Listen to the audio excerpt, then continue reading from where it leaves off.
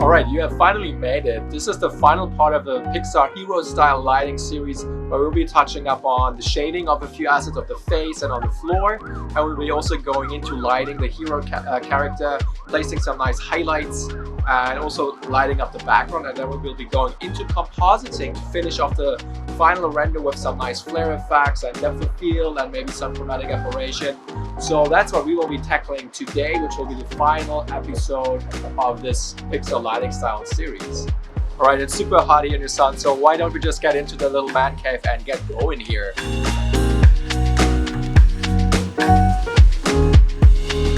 Alright, great. So now that I have you guys here in my office, I think we can just dive right into this. So let's just jump into Maya and start shading the face of our little hero guy. So let's get going. Alright, back in Maya you can see that we have our hero in our scene, we have the camera placed, and we also have a neutral lighting environment. So what I did now, I imported those file nodes which we exported from Substance, and I'm just starting to hook them up to our main standard surface shader. And what I'm doing now, I'm creating a color correct node just to be able to push the colors a bit more so we see more in the diffuse albedo. For the normal map, I'm creating a node called AI normal map, which I just hook up with the out color to the normal slot, and then we have our bump map appearing on our renders. And the roughness node gets a similar treatment. We are creating an AI range node, which enables us to control the minimum and maximum color values for that texture. We hook that up to the specular roughness. That way we have control of how shiny his face is. I was getting some weird artifacts on the eyelids, so I actually disabled the normal map and I used the roughness map as a bump map instead. So I created an AI bump node and connected the roughness luminance color to that AI bump node, and then I connected that up into the standard surface shader, which gives me a similar result but without those artifacts. Now it's time to fine-tune the roughness map, so I'm just playing around with the min and the max values to be sure to don't have too shiny specular response and a not too broad one. So as you can see, I'm just messing around with those values to get a satisfied result. And now comes the fun part where we are configuring the skin look and feel, which is very important for like a pixel feel of a face. Like it's very smooth and it lets light in. So first of all, I'm moving the light source to the side so we can evaluate the light direction a bit better. Once that is done, we are connecting the base color, which is right now the diffuse color, into the subsurface color. That way we get the same albedo for base color and subsurface color. It's very important. And for the radius, I'm using like a kind of like a flash blood color, just because that is the color which is what the scatter, once it hits that certain depth, it will return that color. And you can see based on the nose that we get that nice color bleed. I tested a few more different light angles just to evaluate the scatter nicely, and now I think it's time for a render just to see what we are getting. It looks very great in the Lookdev environment, which is very neutral. So now let's try our final light settings and environment just to see how it behaves there.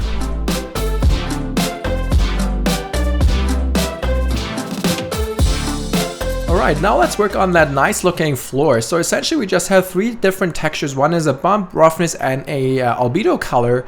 And we're just plugging that into its respective slots. One is the base color slot, specular roughness slot, and normal slot.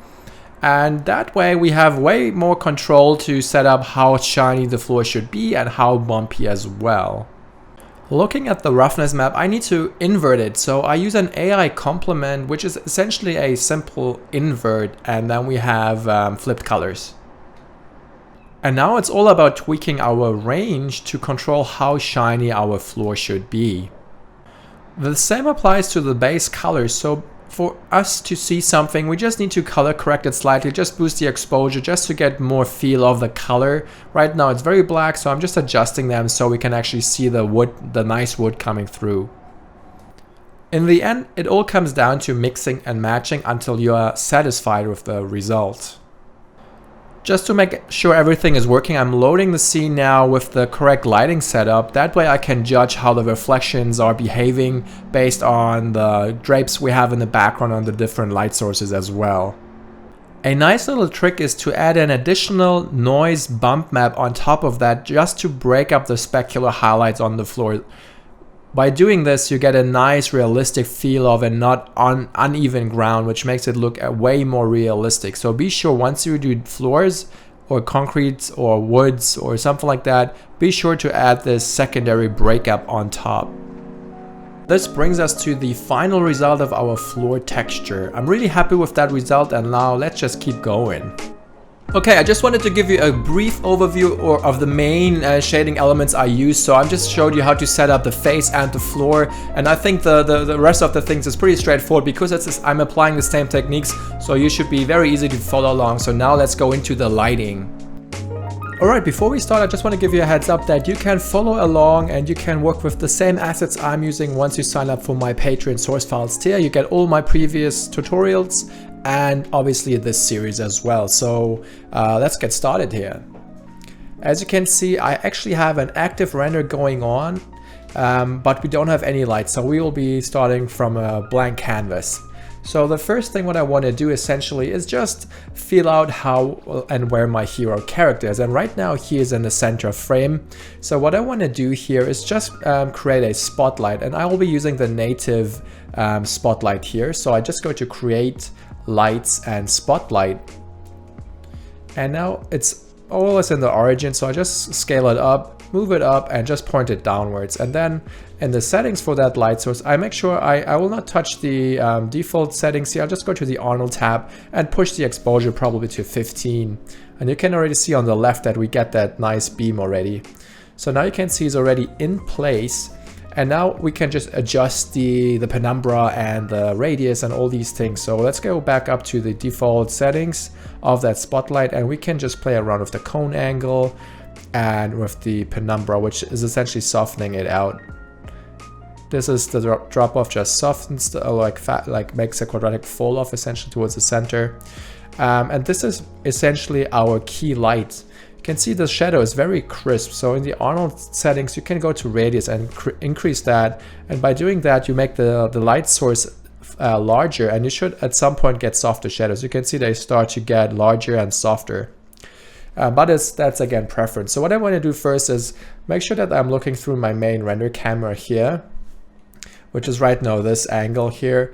And you can see now the top-down light gives them very strong shadows around the eyes. So what I want to do here, go into panels and look through selected, and select our hero and hit F, and then I'm now looking through the spotlight and I can freely move it around. And you can see based on how I move it, we are aligning the light. So what I want to do, I want to, for my main key light, I want to highlight his left side and then like a tiny bit go around his sweater and pants probably. So I think something like this is quite cool. You can see now his head is, or his nose is actually catching that light source. It's probably a bit too much, but this is up to you. Like obviously I'm just showing you what I find pleasing to my eye. So it's, again, you can play around how you want it to be.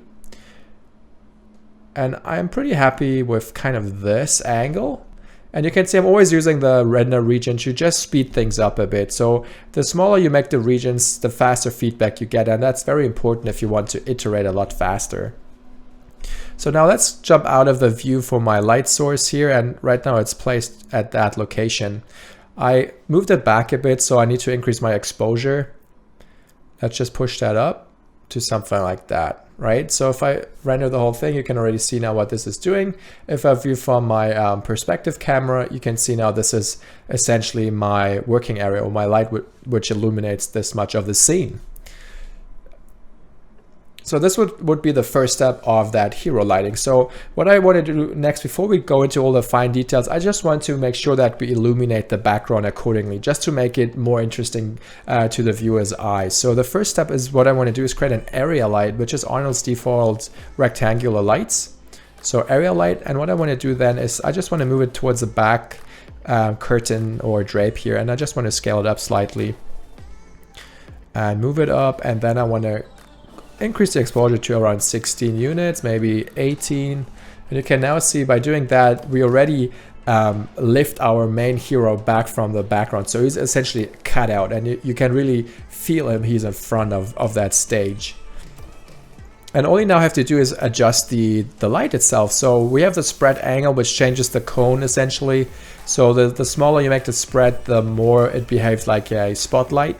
So typically what I do is use rectangular lights, and then I'm just making them round. So now it's essentially the same thing, it's just a square light itself. And that's why we can actually scale it downwards to make it like more oval. And that's what I want to do here. So now I can just move it down. So it's essentially touching the ground here. And then we can play around with the spread to just get a really nice gradient behind him. And then let's just move him in the world a bit. And depending like how close you do it, like the sharper that gradient gets. And I just want to have like the main focus is behind him, but then you also see a bit of the other curtains here. And this is essentially what we are seeing now. And I'm quite happy with how that looks like. Yeah, that's pretty cool. Maybe it's a bit too intense, but we will adjust it probably later on. And so for the next thing is we also have curtains or drapes on either side of him. So the next thing is to just shift drag this light source to the front. So now we are illuminating these curtains here as well. I don't want to front lit them because they really flatten it out. So what I want to do here is just move them very much to the side of this, just to get essentially like a silhouette around them. And you can see now this looks way more appealing. It casts shadows all over. And I think this is a pretty cool look already. It's probably way too strong. And I like to move it a bit more to the side, so it's even more rimmy. Probably something like that feels very nice. And it's not too distracting. It's a bit bright still. Let's just render the smaller region here. And I think, yeah, it's probably a touch too bright. So I'm just dialing it down a tiny bit. And then I'm just shift dragging this one as well. And I'm just flipping it to the other side, essentially to give us the same effect on the other side here. And then it's just about placing it until you are happy with what you're seeing. I probably want to illuminate it slightly, just that we see it all over. And I think that also works very well. So now we have these two drapes lit up as well. Let's just zoom out a bit. And I think that works already quite nicely. All right, so I think the next step would be to help lift or make our hero more hero-like, right? Right now he's just very dark and only has this one strong light in his face. So what I want to do now is just create a fill light. A fill light is essentially a light which is most of the time from camera direction, which helps to just fill in the shadow side. And the shadow side for him now is obviously from the front. So we just create another light, area light, and just roughly place it in front of him. Maybe something like that. And move it up a bit. Obviously we don't want it to be that large, and probably want to be it a bit further back. And that way obviously increase the exposure, maybe try 12, 15, 18. And now you can see he slowly gets filled in. Obviously this is a bit strong now, but you get the idea. So this would be the typical fill light. Something like that. And you can obviously change or move it back to adjust the intensity. So next up is that light, that nice strong purple light which we added in the final render. So again, we create an area light and then we just move it upwards. It always is in the origin. And a good tip is always to place your main scene in the origin, so it's way easier to just place objects. So now I'm going look through selected and I'm clicking on my head here and I'm framing that. So now I'm looking through that area light and you can see it's adjusting on the top view here. And now I'm just moving backwards, so it's essentially a bit higher. Come on, let me select it. I can't select it. There we go. So now it's a bit higher up. And now you can also isolate it using the isolate selected function here. And then just increase the exposure. Let's see, select it. Not sure if maybe we're just still not intense enough. Let's try this again. There we go. So now this light is isolated and obviously it's way too strong now, way too overpowering, and we just want to dial it in so we get a nice shape on his face. So let me just change the color to something very like strong and magenta. maybe something of that sort. And then we want to also adjust the spread angle, because right now it's lighting up quite a lot. You can see the floor is very purple as well, and we don't really want that. We just want the light to affect our hero guy. So let's just again isolate select this light, and then use a spread to just reduce the reach of that. And you can see the lower I get, the less range this light has, or the less directionality it has. And this already feels very nice. Obviously too strong, so let's go down in exposure until we are happy with what we are seeing here. And I think this works pretty cool. And you can see now his face has this nice magenta sheen. We are maybe a bit too front lit, so just rotate a bit backwards. Maybe go a bit lower until you get a nice sheen on his cheekbones as well. And let's see how it wraps around his sweater. And we lost a bit of that. So what we can do now is, before we continue, let's just bring in all the other props which we are having in the scene here. All right, so now we have the microphone and the sweater in place. What I first want to do now is, instead of using this area light, I want to use another spotlight. So it's just a bit more directional and it's a bit easier to work with. So let me just delete that area light here and go back to the create menu, lights and spotlight here.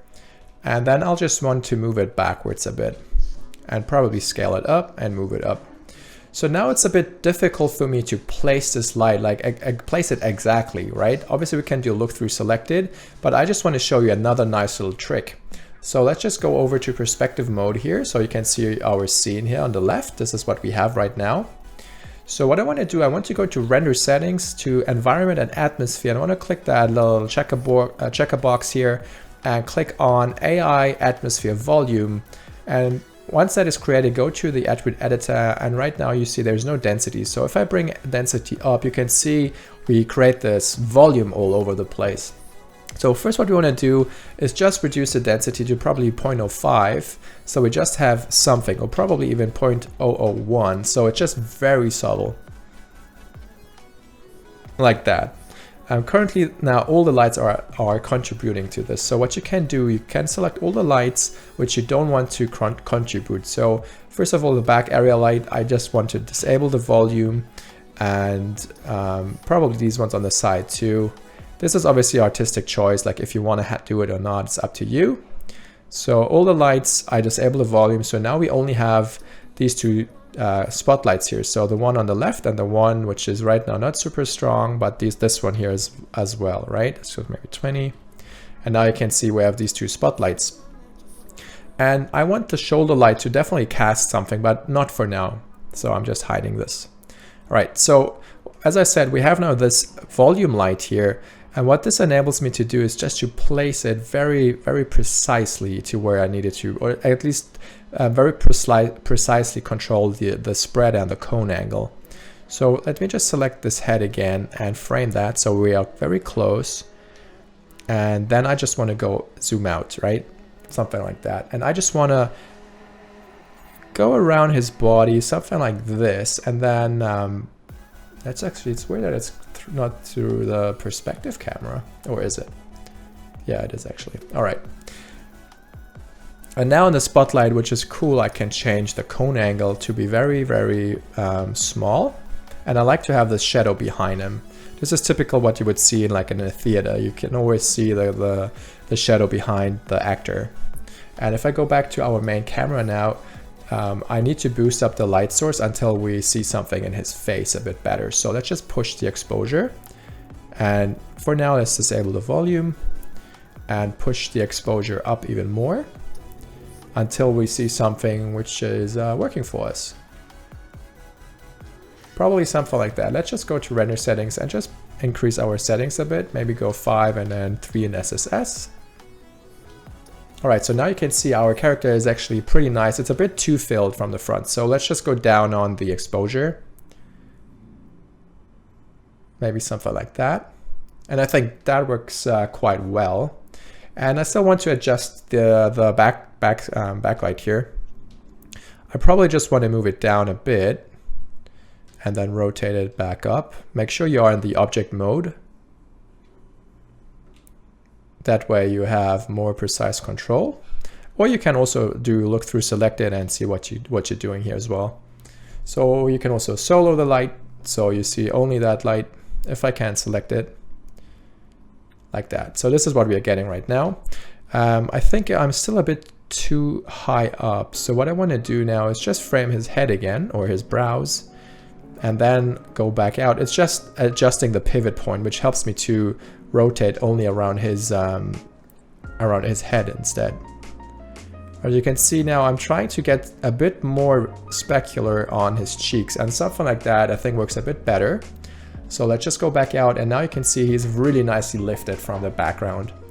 And one thing which I think doesn't work so well yet is his sweater, and more so on the right side. I would like to see this purple light wrap around a bit more. So let's just go a bit into this area light again. It's really hard to select those guys. There we go. And now if I look through that light again and try to rotate, I just want to get a bit more on his sweater. And we probably need to change the scale a bit of that light itself, so we just have a larger reach. All right, let's just render that. And now you can see now it's wrapping a bit better. I just want to have that even stronger. It's not really working just yet. Let's see. If I select the light. All right, so this is what the light is doing. I want to probably just push the exposure a bit up, because I really like this fluffy feeling, and I want to really push that. Right, let's see now. Okay, it's probably not strong enough yet. Push saturation up and maybe go even on 17. Okay, it slowly starts to come in nicely, so I like that, what we have now. What I don't like though is that his face is a bit overpowered now with this. So a nice trick, obviously this is breaking physicality now, but this is a trick which we do quite often in production, which is called light blockers, or you can also use light linking, but what I want to do now is just use a light blocker. So in this light source, I want to go to add filter, add light blocker here, which just creates a little transform box in the origin. Let's see if I can select it. You can see now that's in the origin. It's just a box. If I scale it up, you can see this is what it is. And right now it's doing nothing. But what I wanted to do is whatever is inside this box should not cast or should not receive light. So you enable this box by increasing the density. And you can see if I push up the density, the purple light is just gone. And it starts to show up wherever it's out of the box. And you can see it's right where his arm is right now. And what I want to do now, because the face was too strong, but the sweater was not, I can just place it around his head as precisely as I want it to be. I can also rotate it. And then I can also add like a height edge, which is like a soft blend from top to bottom, something like that. And you can see now there's a very soft fall off. And now with the density, you can just control how strong you want it to be in this face. And I think this is too strong, so I'll just slowly decrease it, so it's just not too apparent. And I think this works pretty well. And what I want to do next is just add another secondary light source just to fill in his right side a bit. So I'm just creating another area light. And I'll just want to place it somewhere around here, move it up, scale it up. And I just want to have it rotate towards him and probably have it a bit smaller and a bit higher, so it's a bit more rectangular. And then I want to push exposure maybe to 18. I want to only isolate this light source. And for now, disable the volume. And probably I want to move it a bit further to the side. And reduce the spread as well. And then reduce the exposure. So we just want to fill it in, and we essentially just want to create some nice highlight on that microphone stand. That was my main intention for this light. So now let's remove isolate selected, and we can actually push it up a tiny bit just to get some light on his face here. It's a bit dark here. Probably like that. And let's see the microphone, and now you get that nice ping on the microphone stand as well. All right, so let's now see what I like to do now. Because I pretty much removed all those volume lights, I want to have one volume light just to lift him even further from the background. And I want to use this backlight here. But if I use this and bring up the volume now, you can see the volume is very broad and it's not really from the angle what I want.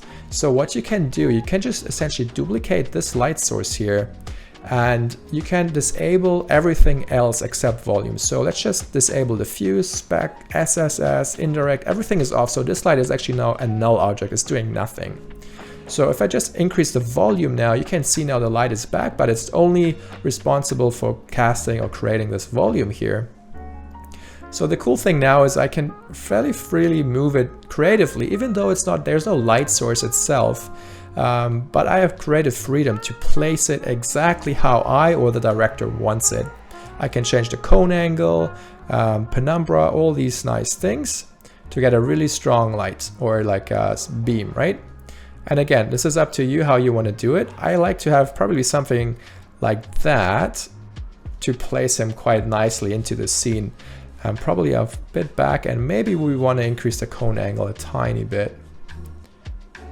Like that. So I think the light is a bit strong, like the volume itself.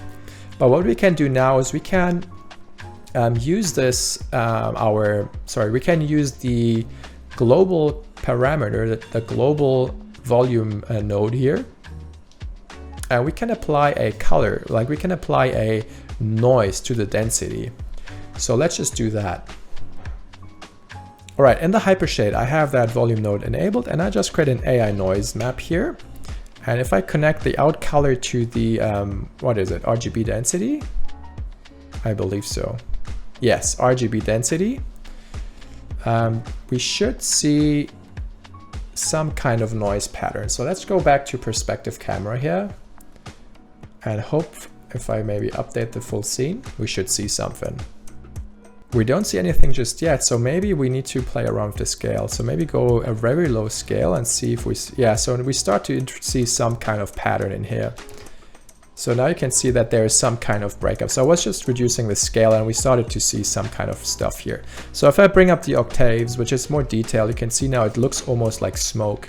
And if I use time, you can see now it feels like as if there's a volume passing through it, or as if there's wind and it's just moving a bit, right?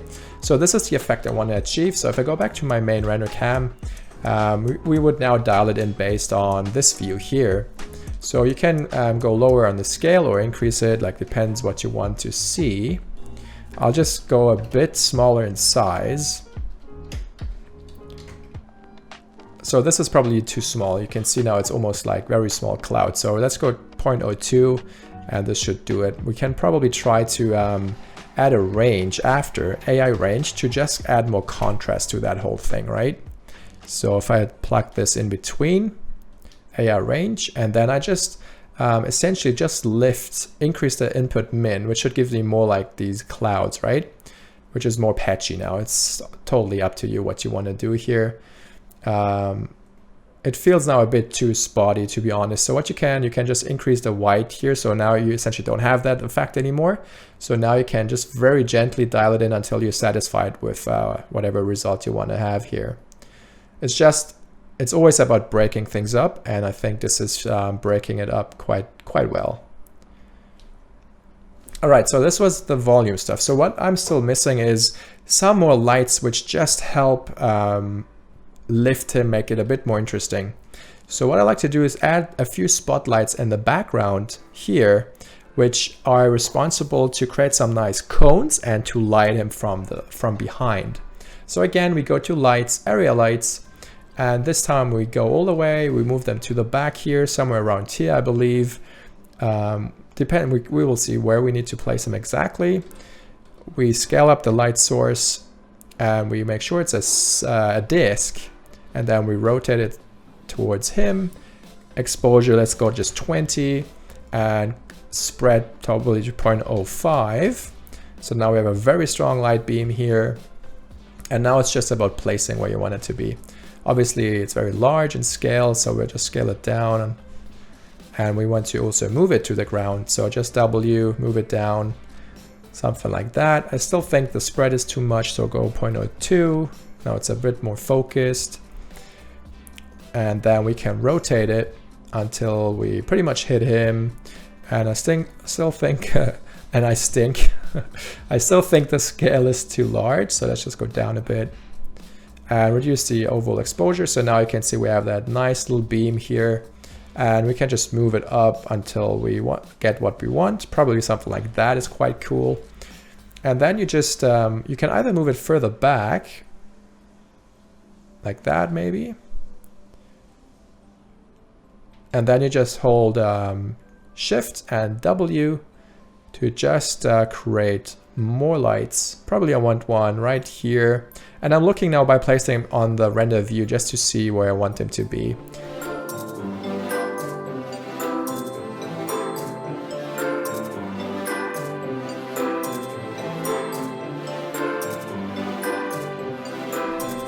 Again, depending on what you want. And you want, this time we want actually camera on, so we see the light source as well. So keep that in mind.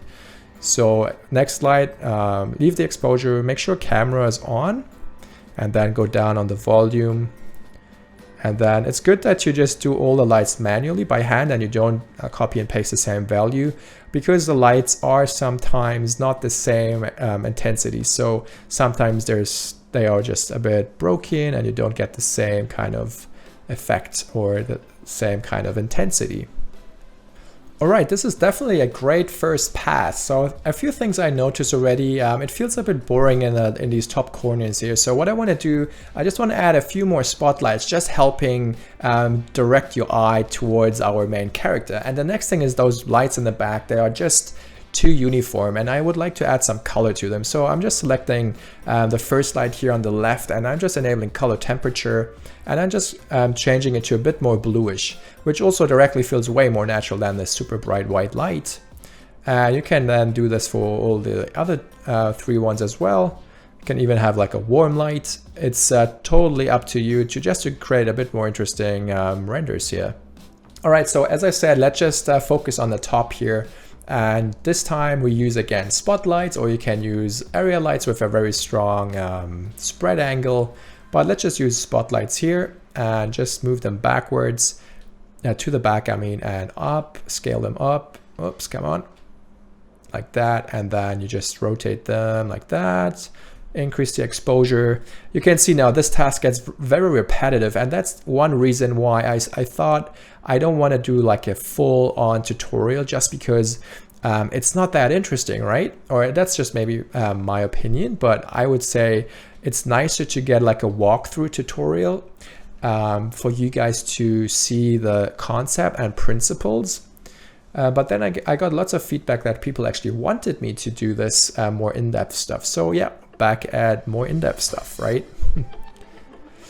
All right, so we have these cones, and this time I want to have like a very strong drop off, so they are very soft essentially.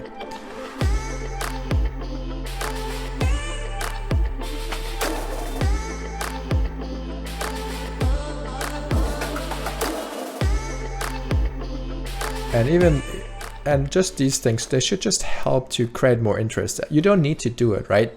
It's just helping direct the eye, and you want to play them in very, very subtle. And I think right now they are way too strong. So I'm just reducing the volume, so we just get the feel of a beam in the top here. And I also enable the temperature on this one as well. Make it blue. And then we do the same on the other spotlights here. Color temperature, something blue, reduce the volume. And then we go the last one here, and we do the same thing, color temperature, bluish, and then reduce the volume, just to get some kind of sense. It might be a bit much, but it's again, like what you think works for you. And one thing I'm still missing is, if you look around this sweater, I don't really see like this nice, I don't have that fluffy feel yet. So what I want to try here is just create an area light right behind him. Let's just try that. So Arnold lights, area light, and just maybe frame it a bit and move it upwards and scale it up. Again, the marking menu, which we don't want. And then we just want to rotate this behind him, and then let's just crank up exposure, maybe go 20. And we don't want any volume on this. So you can see what this did. It essentially cuts him out and puts him right in front. Like, it's really a nice effect. Obviously it's a bit strong, it's a bit much, but I love the idea of like having this fluff around him, right? His elbows are nice and lit up, and for me it just feels very nicely. So, but it's too strong. So let's go down on exposure, and we can just isolate that light again, and you can see what this is doing. If you want, you can also have it a bit more biased towards one side, which is sometimes also helping to just break the symmetry a bit. You can reduce the spread so it's just affecting essentially him and not really hitting the floor so much. What else? So I think it's a bit strong still, so we can just go down a bit on exposure. And then let's see if we still see it, or if I went too far.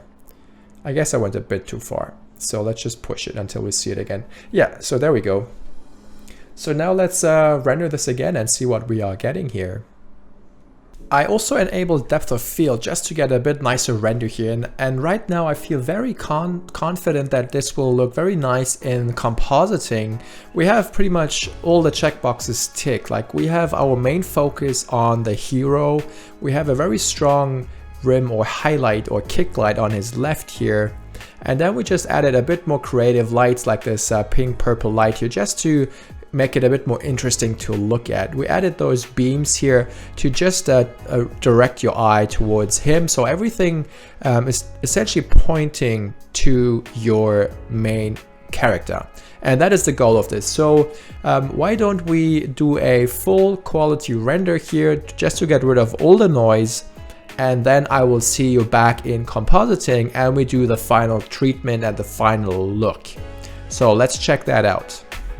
Alright, so now the main lighting part is done, and now you're able to actually place lights and understand what the key light is, what the rim light is, and just how to fill in the background. So just make everything a bit more interesting. So let's just render those files out to disk, and then I'll see you back once we are open in Nuke and we can do some nice compositing.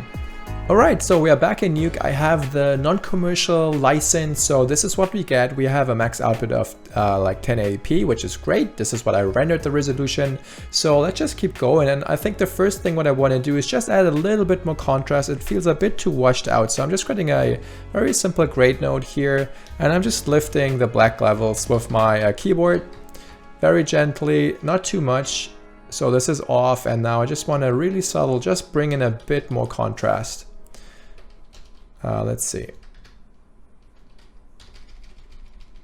I think that is quite good. So we're from here to here. Maybe it's a bit too much, but we can obviously adjust it a bit later. And next up, what I want to do is play with the hue set tool.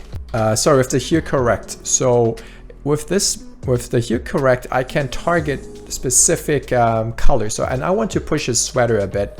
So you can already see that this crosshair is changing. So I can go to saturation, and I essentially can control click, and then I have the region which I want to change the saturation for. So I can just essentially move this up and down, and you can already see now I'm targeting a bit more than what I want. So we can just control alt click here to create another little point in that graph, and now I can only adjust the sweater range, and you can see now it's nice and blue.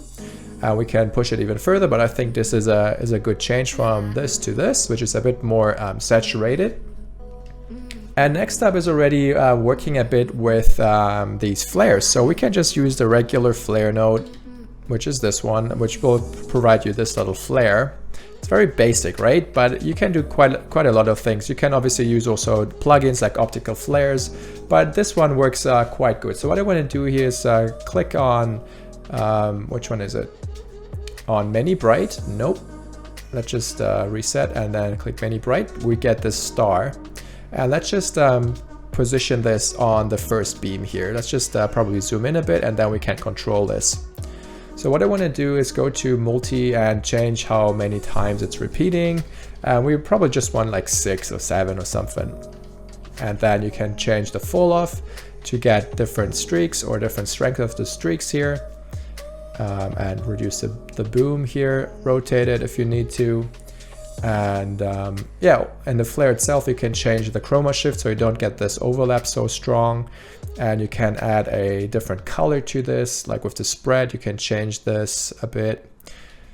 And by pressing H, you're just going out of this again, right? So you're just zooming out, and if you find this is a bit too strong, you can just change the brightness, and then you have a smaller flare here. And then we just do this for the other ones.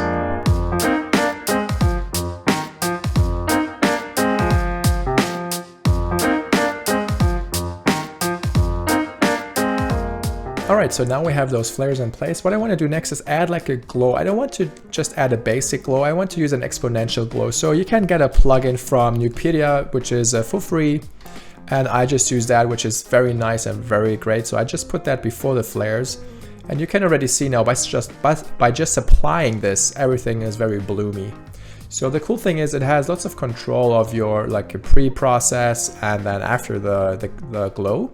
So first I want to go to pre-grade and preview this, and in here I just want to really isolate the bright spots. So I can use the black points essentially just to really limit it to a very small range. Something like that probably, and you can boost it if you want to have the glow even stronger. But I think this is great, so we can disable the preview, and now you can see it's only really targeting those bright spots. And if it's too much, as I said, you can reduce the gain and you don't get as many areas affected. And you don't really want to push it too much, right? It should not look too artificial, which it still looks. It looks very dreamy. In the glow settings, you can play like how strong it falls off with the exponent. And you don't want to go too much, right? Something probably like this, and then you can adjust the post grade, which is the essentially how much you mix it in with the post grade here. So the lights are a bit too strong, and you can have a separate one just for the lights. So I can just use a roto here and just isolate the lights. So I can essentially do this, and I can just drag a region or like a Bezier curve just around these guys. Make sure you replace the alpha, and now only those guys get the glow, right? And now we have independent control of the bottom to the top, so it's quite easy now to adjust the exponent if you want it to be more like a glow, which I think we want, but we don't want it that strong. So probably something like this works quite nice. And then you just do another expo glow, or you just copy and paste this one, and you can use the same mask, or you can invert this. Let's just see. We can probably just try to see what we get with this one. Let's do preview. And now we're just targeting again these areas here. And now let's probably increase the gain just to see what we're getting here. So what I want is, I'm just looking at the sweater now. So let's just zoom in here a bit. So I want probably something like this, not too extreme, and maybe reduce the exponent here, and increase the gain.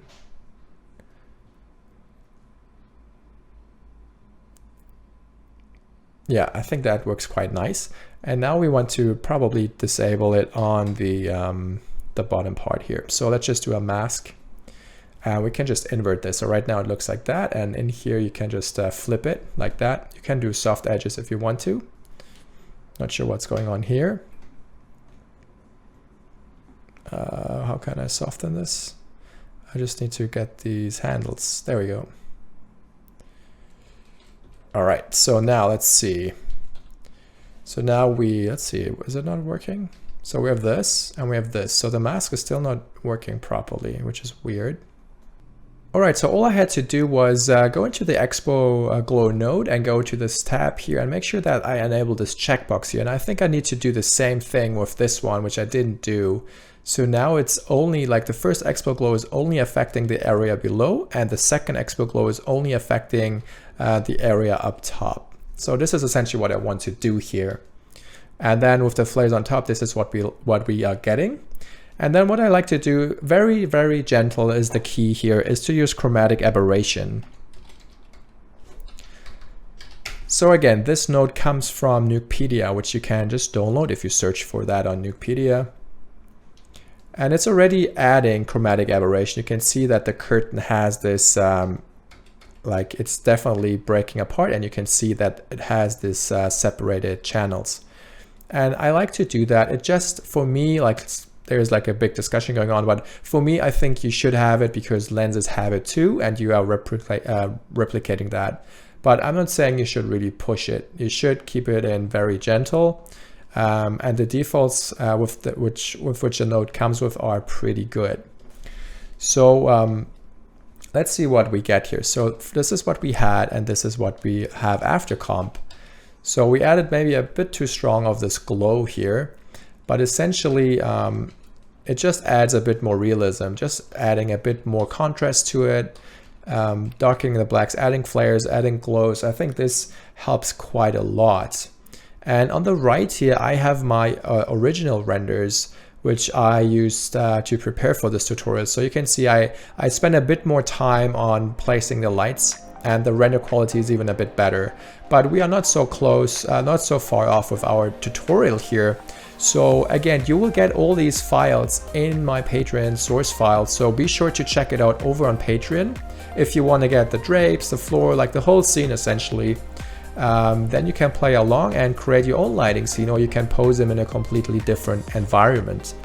So this essentially completes the Nuke basic compositing for the Pixar hero style lighting. Okay, if you made it all the way through the end, I want to really thank you for your continued support and checking out this whole series. So I hope you like our final renders. So they are pretty cool, like it's a nice stylized look and feel to it. I'm most proud of the sweater. I like really the cloth feel to it, and then obviously how the light wraps around it. So that's my really proud moment here for this series. So I really hope you enjoyed this, and please leave me a comment below or a thumbs up if you want me to continue series like this, like a complete package, or if you would rather see like more individual tutorials about like more specific things. Would really mean a lot to me if you can just help me out a bit and let me know. Don't forget, we are in Discord, and obviously follow me on my social media links, which will be highly appreciated. Yeah, so thank you everyone, and I hope you have a great day, and as always, happy rendering.